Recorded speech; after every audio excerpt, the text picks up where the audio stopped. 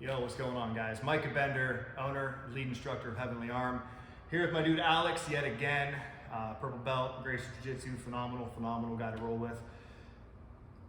Over the last week or so, I had a video put out where I was talking about the idea or the fantasy situation of you're in a room, water's starting to fill the room, you're going to drown. But there's a door that you can go out of. But behind the door, you know there's a lion. Every response, every comment, whether it be in person or online, talked about the idea of going through the door. Now, the strategy with the door, irrelevant to the story, but everyone went through the door. So I promised that I would explain what that meant. In Jiu Jitsu, there's a couple ways you can kind of go about looking at the strategy you use in Jiu Jitsu. Mine, personally, is the idea of always trying to think a move ahead or a step ahead, right? I don't want to be caught blind by what my opponent or my partner is doing. So, the lion and the flood, Jiu Jitsu with Alex. The easiest way I can explain this is put your partner or your opponent in a position where they're going to get submitted or swept. Give them an out. Make it semi-obvious.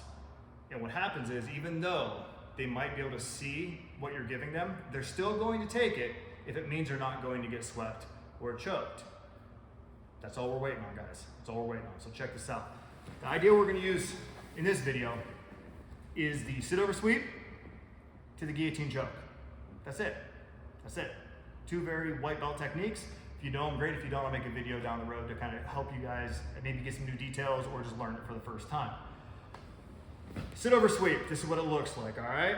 There's a few variations to it. I'm just going to do the most fundamental one. Hips go up, drive myself through, catch the arm, step over, make the mount position. Guillotine choke. Sit myself back, cup the neck, two hands on, and I like to teach people to DDT their partner's head to the ground, right? It just helps you understand the angle. But I fall to my side and finish the choke. So the lion and the flood, check it out. So we're in this position, sit over position. All right, got my hips angled, got my base behind me, I'm over top of my partner, I'm making him a little uncomfortable.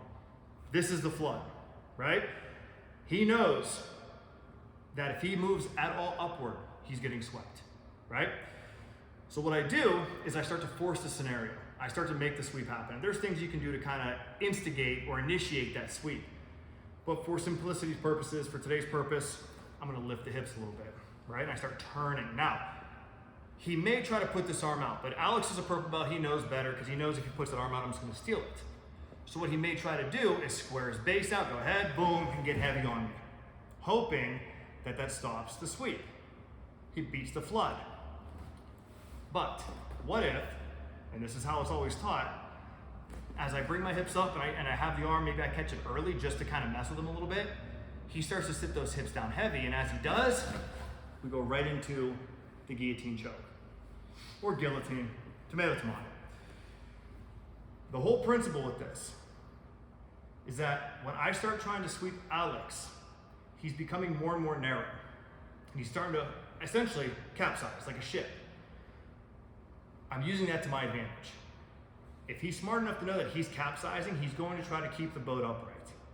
So as he begins to widen his base out, get the hands heavy, sit his weight, and become almost like an immovable object, what he does by default, normally, is he extends his neck, right? So go and show me what a heavy base looks like. Boom, look at this. He's rigid, I'm not moving him left to right. I'm not sweeping him, but look at that head. The hands are busy, they can't help. His legs are busy, keeping all his weight there. They can't help. Prime opportunity for the neck. You can use this in a lot, thank you. You can use this in a lot of different variations, a lot of different ideas.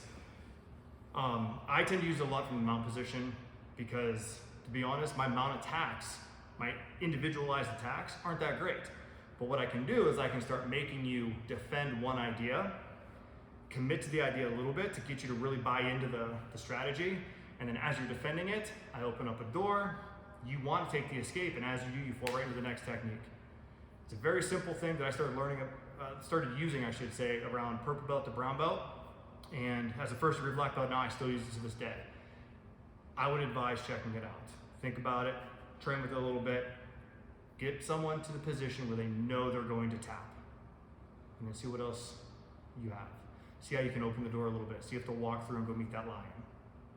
Something to think about. Check it out. Stay blessed, guys.